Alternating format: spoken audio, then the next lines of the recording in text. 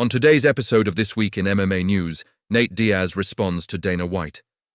Daniel Cormier's mother has passed away, and he posts a nice message. Cain Velasquez gets arrested for murder. Stephen Thompson talks about his upcoming fight against Colby Covington, and much more. Hey, what's up, guys? Welcome back to the news. First up on the news, recently Dana White said he would be really surprised if Conor McGregor and Nate Diaz didn't fight each other for the third time.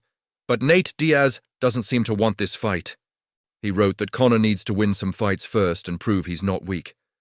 Conor wrote back something weird about bouncing body parts for money. To me, it sounds like he's saying Nate needs to dance for money. I don't really know what that means. Do you think these two will fight again? Let me know in the comments below. Next on the news, Daniel Cormier's mother has passed away. Daniel posted a message on his Instagram.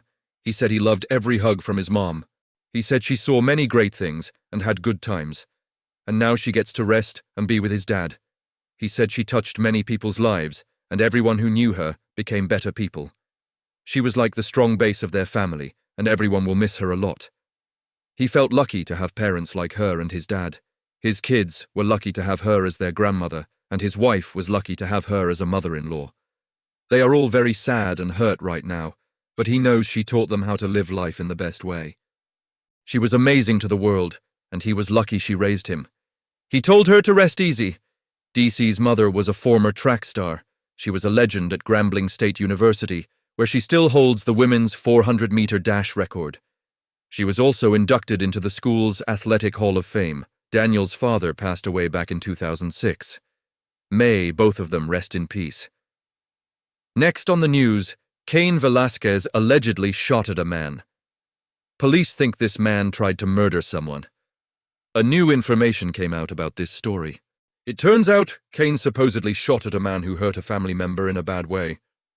A website called MMA Junkie.com says that Velasquez got arrested for trying to murder someone after he supposedly shot at a car with 3 people in it. One of those people had been accused of touching a close family member of Cain's in a bad way. The report uses court papers and other sources. They won't say who the victim is because it's a kid, but the man who supposedly did the bad touching is Harry Eugene Goulart. He's 43 years old and lives in San Martin, California, at a home daycare business that his mother runs. Court papers say the bad touching of Cain's family member might have happened 100 times. Goulart was arrested on Friday for one big charge of doing bad sexual things with a child under 14 years old. He was let out of jail, even though the Santa Clara District Attorney's office didn't want him to be let out. The shooting happened 3 days later. The Mercury News report is similar to tweets and comments from a Twitter user called Fight Oracle and others. They say Velasquez started shooting at a car carrying Goulart, but hit a different person. The person who got hit was supposedly Goulart's stepfather, and he was expected to live. No one knows who the third person was. Cain is now being held at Santa Clara County Main Jail and can't pay money to get out because he's charged with trying to murder someone.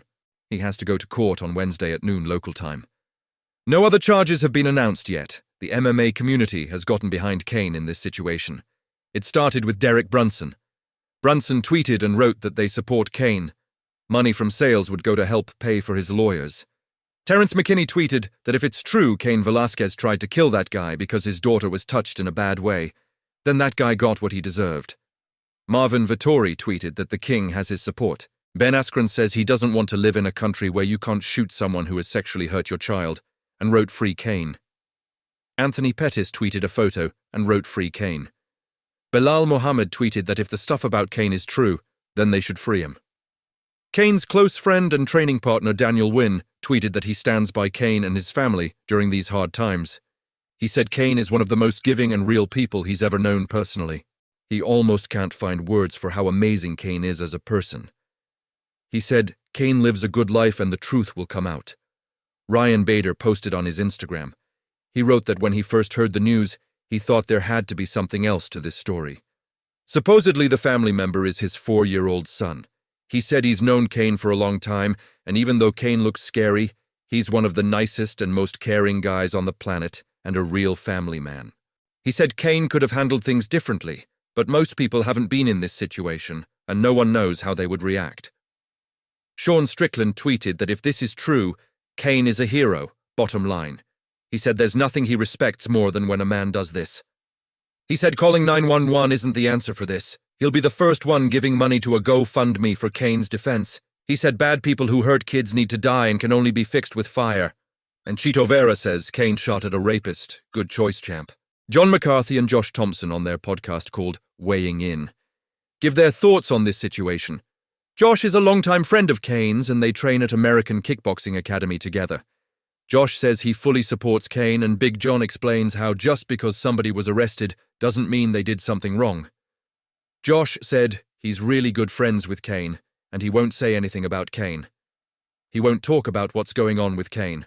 He said to let this all settle out, and everyone knows that Cain has 100% of his support. He doesn't need to say anything else, so he's going to leave it at that. He's not going to get into details about Cain's personal stuff, and this is really not his business, and not anyone else's business. He said to let it all play out, and everyone knows that he has the support. That's all he's going to say. He's going to leave it at that, so he wants to get that out of the way. The biggest thing you have to do, and Josh was in law enforcement for 23 years, just because someone's arrested doesn't mean they did something wrong. He has no idea, and all he's saying is, get the facts before you start talking about it.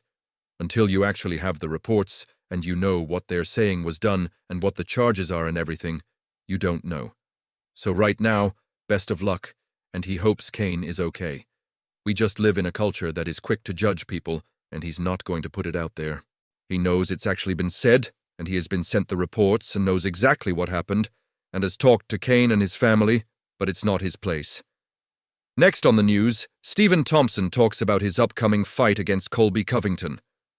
Wonderboy talks about Colby Covington's personality and whether or not it's real. Wonderboy thinks that Colby's personality is real. He said, quote, I think he's a real piece of work. I think he's a bad dude. He said it's a different type of game when you have someone like that.